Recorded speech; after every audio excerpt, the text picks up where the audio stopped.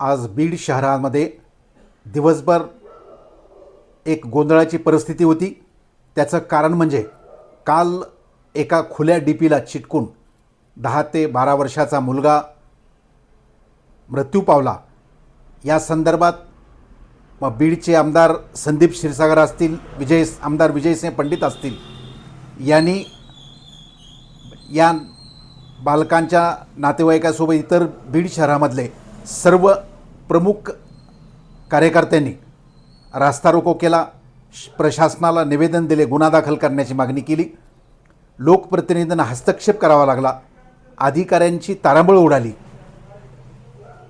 त्यानंतर लिखित स्वरूपात आश्वासन दिल्यानंतर या संदर्भात हा प्रश्न सुटला। प्रश्न असा आहे की आज बीडला झाले, उद्या अंबेजोगाई असेल, केज असेल, माजलगाव असेल, परळी असेल, इतर अनेक शहरामध्ये बीडसारखीच अवस्था आहे।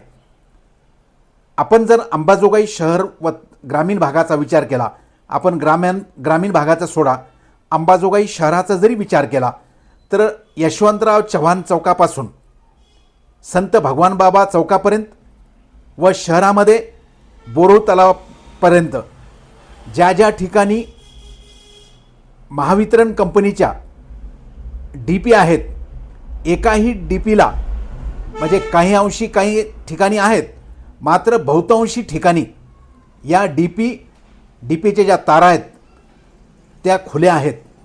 अनेक ठिकाणी जे डीपीचे जे फ्यूज असतात ते अत्यंत लहान मुलाच्या हाताला सुद्धा त्यात स्पर्श केला तर तो सहजपणे हात लागू शकतो।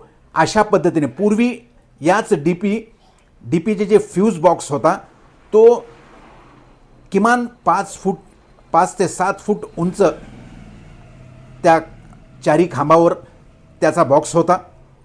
त्यामुळे लहान बालकांना किंवा सहजपणे कोणालाही त्या डीपीला फ्यूज बॉक्सला स्पर्श करता येत नव्हता।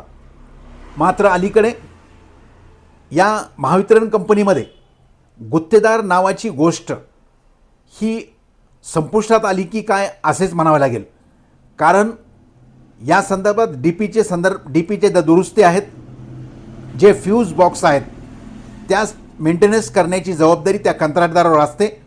मात्र अंबेजोगाई शहरामध्ये असे बऱ्याच डीपी आहेत ज्या डीपीचे फ्यूज बॉक्स हे उघडे असतात आणि तेही जमिनीला चिटकून असतात।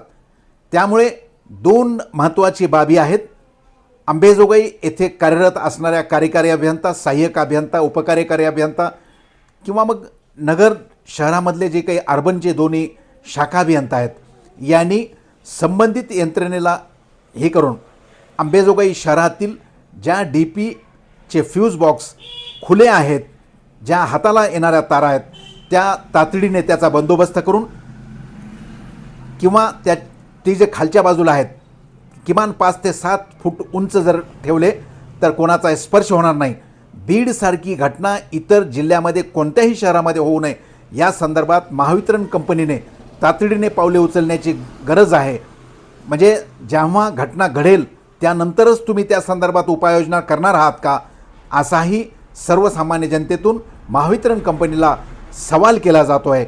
आता महावितरण कंपनीचे अधिकारी जे कायम कार्यालयात बसून एकाच ठिकाणी ही पूर्ण यंत्रणा चालवतात, त्यांनी किमान या प्रत्यक्ष रस्त्यावर उतरून याची पाहणी करून त्याची उपाययोजना करणे आवश्यक आहे, अशीही मागणी सर्वसामान्य जनतेतून होत आहे।